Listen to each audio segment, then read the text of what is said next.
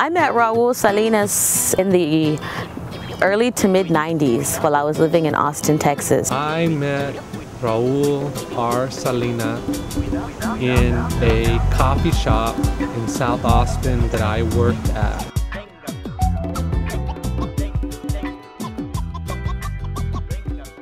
He was like that person who was an Indian to us and a Mexican.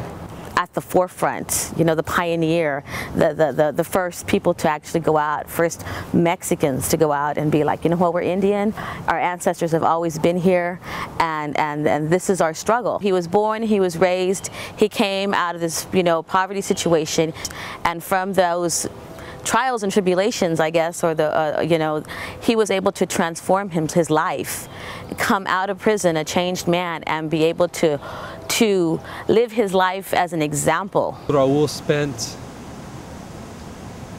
close to 15 years in some of the hardest cages in this country. It was really in the cages that he transformed himself from a social criminal into a revolutionary-minded human being.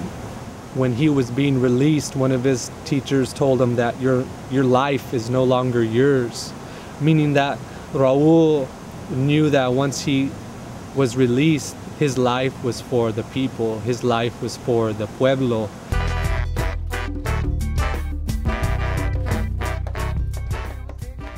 He was always there for the people, and always there for, and not one to be so full of himself. And so I think in that sense he changed history, because people he was somebody people could respect and relate to, and kind of take home, you know, because he was one of us. And he always told us that he could have a huge ego if he wanted to, because of the places he'd been and the things that he did. But he told us and taught us that he always wanted to keep it in check.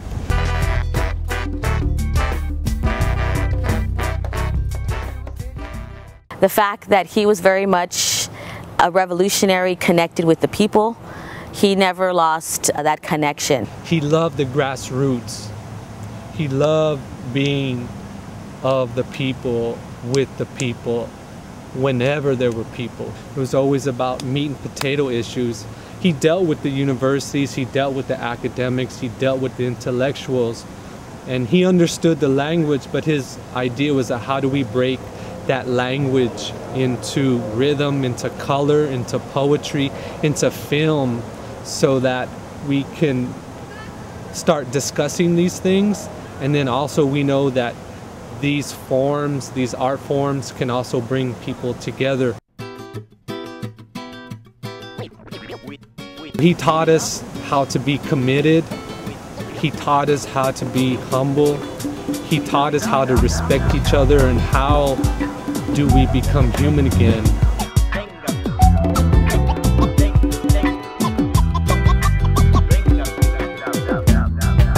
The way I hold your hand, the secrets between you and I. Arch of your back, roll of your hips, sexy verses in love language.